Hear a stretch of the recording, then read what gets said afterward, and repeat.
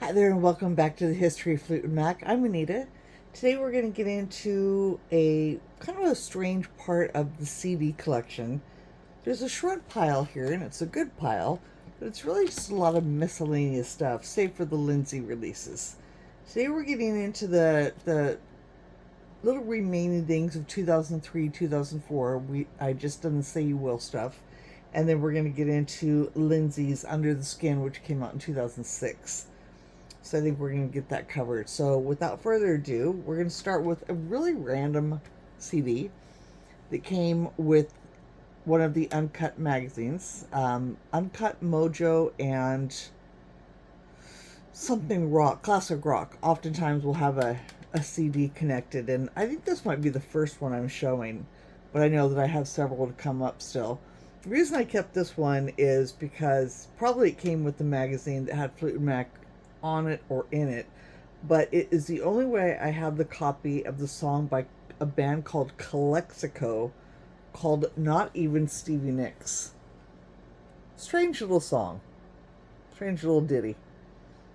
And it's just, kept for that, just that weird little keepsake of having brought her up. And yeah, if you haven't checked out that song, do so. It's not a playlist edition, but it's part of the collection. So yeah, so there's that. Next up, we have the Sheryl Crow. This is the UK slim case release for Soak Up the Sun, and the reason being is because, of course, it includes exclusive non-album tracks, and the gem on this one is called "You're Not the One." And talk about a favorite combo. I have a love-hate relationship with Sheryl Crow. Let me know what you think. When she first came out and she was singing background with Michael Jackson, I just remember her being featured in People magazine, and I just found it really interesting, her story and that wild hair she had and stuff, and I thought it was really good. It was just, I don't know why, but there's something captivating about reading about her when I read the article when it came out, and how she's wanting to work for herself and make her own music and so on and so forth. And it seems like quite a few years went by, and then next thing you know, 1994 comes up when we have, what is it, Sunday something music club or something like that, and her big hit breakout, and all I want to do, and I love that song. I thought that was a great song. But kind of like I was talking about with Destiny's Child and Beyonce, we got a bit much of Sheryl Crow. We started getting a lot of Sheryl Crow, and she's a crazy, awesome, talented, beautiful woman. But just bring it back a notch there for a little while. With the exception of obviously her working with Stevie. When this came out, I was pretty crazy about this album, but I'm kind of hit and miss with her works. Um, she's just kind of like somebody. I don't think I have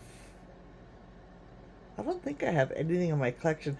I think I have the stuff that I have of Sheryl Crow is either in the Stevie Nicks collection. The last thing I bought of hers was Threads, I want to say is the album name, and that's because it has Stevie on it again. I know that she also has the Globe Sessions or something else with Stevie. I don't even have that, I don't think. Um, and I've actually never seen her in concert other than her being with Stevie. I had a couple opportunities to see her, but they got missed, and now I probably wouldn't make such an effort to go. But I fully respect her and love her. It's just she was there a lot for a while. But when this song came out, and her and Stevie's vocals on this song particularly, "You're Not the One," is by far up here, even over all the works they did together on Trouble in Shangri-La, in my opinion. But yeah, so this is my little one-off from Cheryl's venture out, from the album Come On, Come On, and it's because of the "You're Not the One" song. So I think that's about the only way to get it because it's a non-album track, and I haven't seen any other. There might be another Sheryl Crow CD that has it, like as a B-side or something like this one. But to my knowledge, this is the only way. I remember because I remember when it came out, we kept checking all the CDs that were coming out in Tower, and it seemed like this was the only one that had that as the on there. So there's that. Next up, we have School of Rock, which was purchased. If everybody's seen the movie, there's a great scene involving Edge of 17 being played. A little nod to Stevie Nicks. Very cute scene. Kind of a cute movie. Kind of a hokey, dumb movie. It's again, it's hit and miss as well. Same feeling about Jack Black. Love him, hate him sometimes. Sometimes it's like, stop so much, but again, another talented person, and he loves music, and that I can absolutely respect. And Edge of 17 is on this album, so just part of the collection. Let's see, so where are we at? We're in 93, 94. So this was 2003, 2004, pardon me. This is kind of a weird time. Stevie was popping up with these weird remixes, and the first one that I'll mention is the Linus Loves featuring Sam Cernick, and they did Stand Back with what, as I have always understood, new vocals laid down by Stevie Nicks in 2003. Now this, I think, inside is sealed. You can see the yellowing, how old this packaging is. I got it when it came out, so I don't even think I can open it. It's so gummy. I'm not gonna. But this is there's quite a few versions of this. I know there's some on vinyl, but I don't even think I have that. I don't think I have any of these on vinyl. But this CD is out of the UK, and it has the radio edit, vocal club mix, and instrumental mix, and includes a CD-ROM video, of which she's not featured or anything like that. But it's a really cool mix, and it's also kind of on the heels of Planets of the Universe being a dance hit, being a not for raves, what's the word I'm trying to think of, just good dance floor music and stuff, and remixing was really, really popular. We were getting DJ Shadow, Moby, all that, lots of sampling, lots of mixing. That had been going on a while, but it was really prominent at about this time. And so it was not unusual to see groups you maybe never heard of before, unless you're into that genre, picking up songs and mixing them in. So this was a pleasant surprise, but really came out of left field. So there's that one. And again, if you haven't heard it, I'm sure it's on YouTube. And like I said, I'm also sure there are several versions of the CD, like one maybe with just one edit, 2 edits, 3 edits. This is the one that I got. So next up, we have a really weird little combo that came out in 2003. And I thought one of them was open. And it's not. I think I gave it away. And funny enough, I think when I give away something next time, this might be what I opt to give away, because I have a second copy of it, but neither one is open. This is a weird little, mostly, it says on the back, this is a spoken word product and contains no original music by the artists, because it's kind of sort of a bootleg, and everything on the back that it says is just a weird reference to stuff. I believe the interview again is with Mick. I don't even know if Stevie speaks on this one.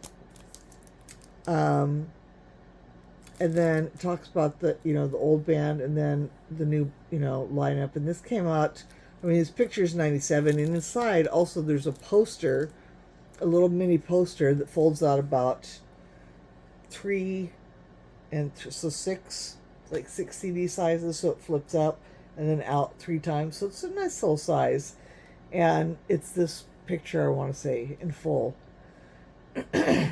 And yeah, it's CD audio biography. It's just a really neat little thing. Came out in, like I said, in 2003. Something I picked up. Picked up a couple copies, because that's how I roll. And yeah, I think this might be one of the things that that I give out next because I don't need. And somewhere I have an open copy because I have the little poster that was in there. You'll see this with some of my records. If some of the items came out and the poster fits into my scrapbook, I'll and I have copies of it. I'll take the poster out so it can go in the scrapbook so I can see it, look at it, and then I'll keep the item, the CD, just in my collection, and a sealed one if I have a sealed one. So somewhere I have the CD open so that I could listen to it if I wanted to, and then I had one that's sealed with the poster, so then I don't need a third one. So keep an eye out for that. That might be my next giveaway. It's a really cool little thing to have, and they came and went. They were at Tower Records for like a couple weeks, and then I've never seen them again. Probably find them on Discogs, but just one of those kind of weird little things. Next up, 2004. Unfortunately, this is the only copy, and I feel terrible. This is the only copy I have of Christine McVie's In the Meantime on CD.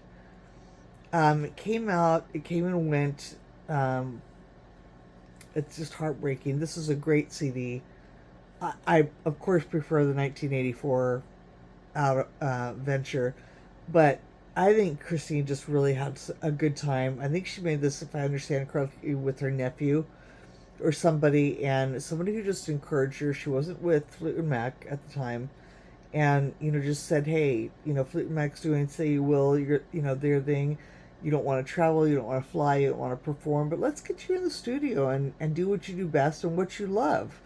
And I think she really went with it. And I don't think it's phoned in. I think it's a great little piece of work. I love the photography, all the pictures of her. When I found this CD, I just found it like in a used bin for a couple bucks, which is how I first got it. And but I need to find a copy with the insert, and I do have it on vinyl though. So I was quick to buy it on vinyl, but not on CD. It took me a while to get it on CD. Because it just wasn't at every record store. But yeah, this one has I think the big single off this one was Friend and Sweet Revenge maybe. But yeah, if you haven't listened to this one, give it a spin. This one, unfortunately, I have not listened to that much. I have, but not as much as definitely this one, or even that Billy Burnett and Becca Bramlett one that I'd talked about last time. This is Mick Fleetwood band Something Big. Features Todd Smallwood, and introducing Laura Evans with special guests Jackson Browne, John McVie, Lee Something, and Jeremy Spencer. Great combo of people. I mean, a really great. Actually, I'm not familiar with Lauren Evans at all, but Jeremy Spencer, obviously, Jackson Browne, and John McVie. But yeah, this was a little venture by Mick Fleetwood in 2004. Something Big. I remember this coming out like it was yesterday, which is kind of funny. It was pretty well actually promoted. It's far better promoted than Christine's album was. Some pictures of the inside. But this one, I might have listened to a couple times.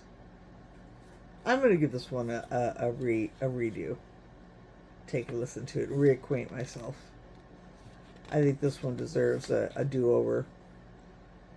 I just remember it being pretty chill, and that's exactly what's great about it. It's just a chill little album, and I think probably why I didn't listen to it more is because when I first listened to it, if I recall correctly, just nothing kind of got stuck in my head to hum to. I like singing along to music poorly, I might add, and nothing really just caught me like that.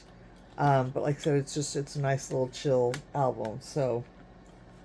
And who doesn't want to go back in its little cage? I hate that.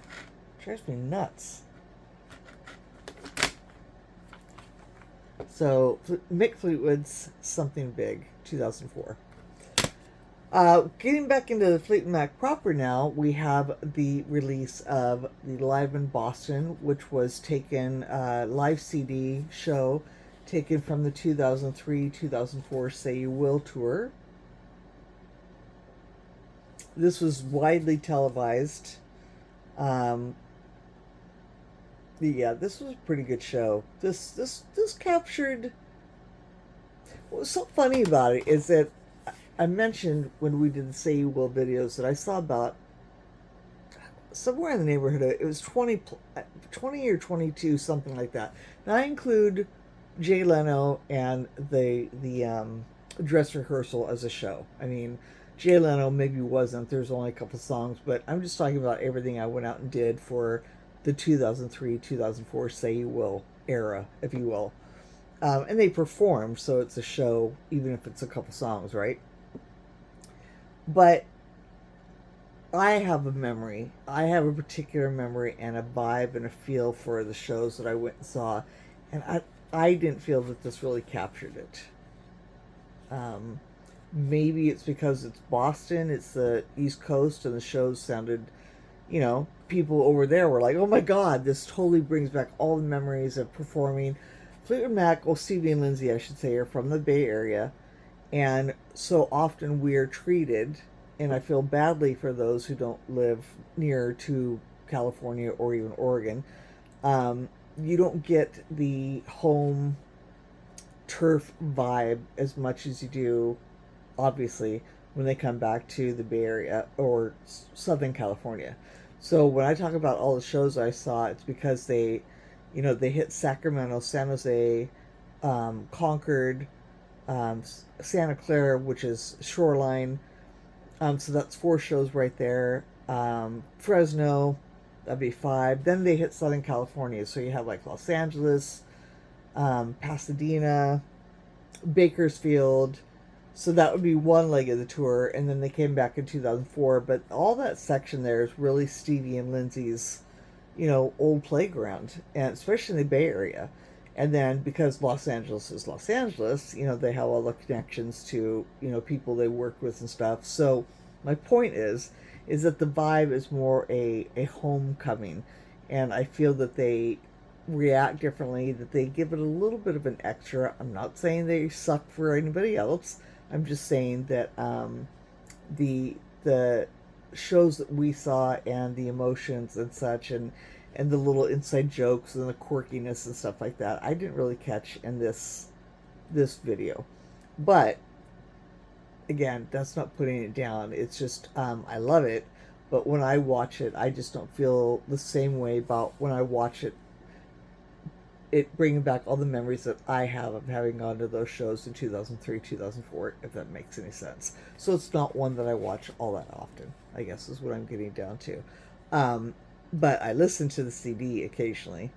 But I also have bootlegs of some of the live shows that I saw, so I'm probably more inclined to listen to those. But yeah, but this is still a great set. It was nice that they released something. Um, you know, again, this was getting to be the end of Fleetwood Mac as we knew it. We didn't know it then, right? So anything they released at the time was a good thing, because it's just going to keep getting dried up further.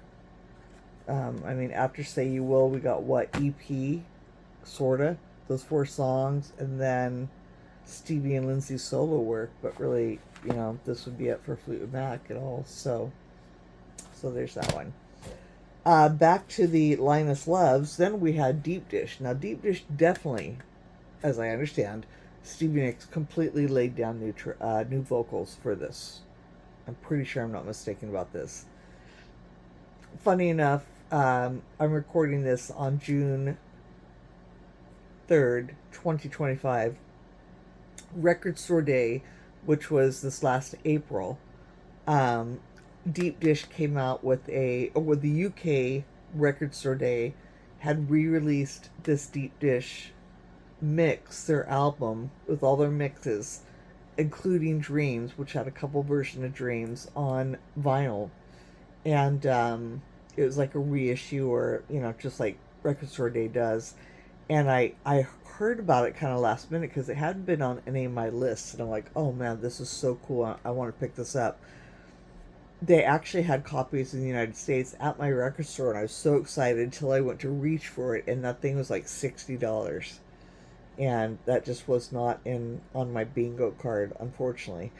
But it's it's a pretty rare item. So the current record that came out for Record Store Day in April 2025 of Deep Dish, featuring Dreams with new vocals by Stevie from then. They're not new vocals for 2025. Just the item is reissued. Grab it if you can, because it's a hard find now.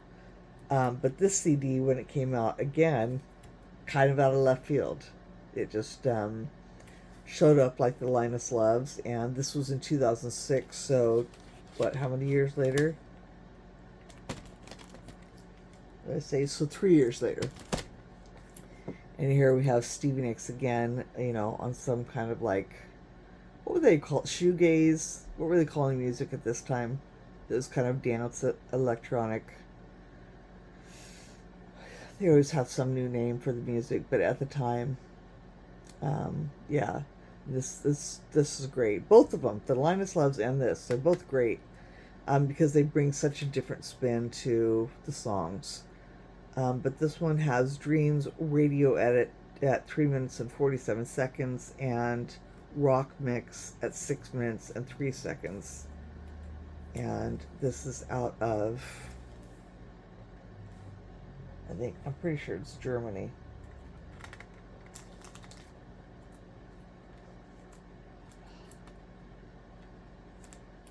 I don't know why this, it's open. I just can't get it out.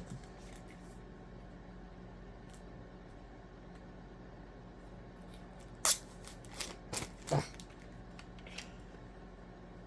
Yeah, so that's the CD itself.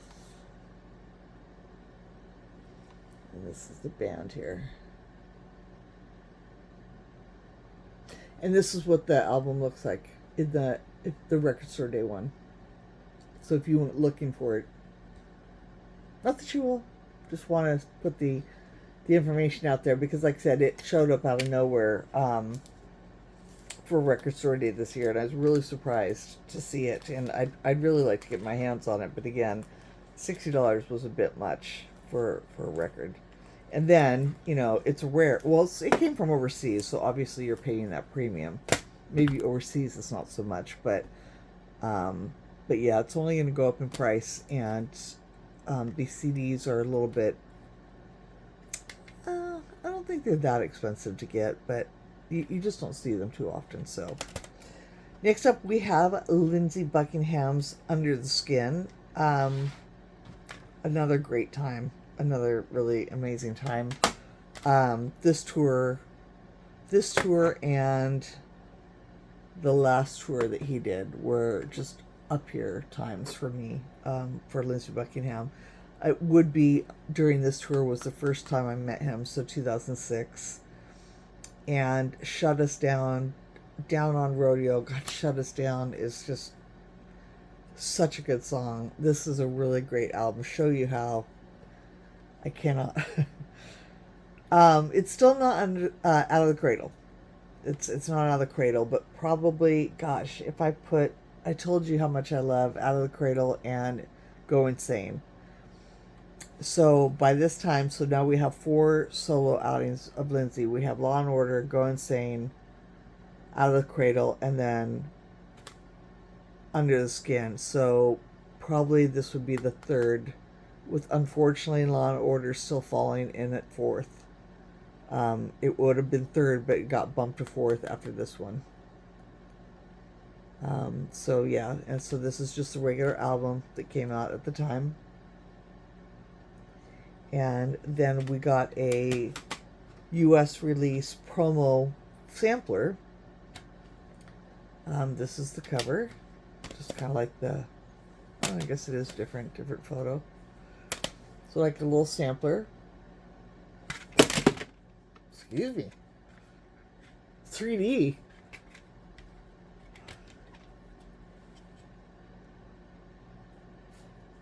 Songs that are on there, and then the back insert.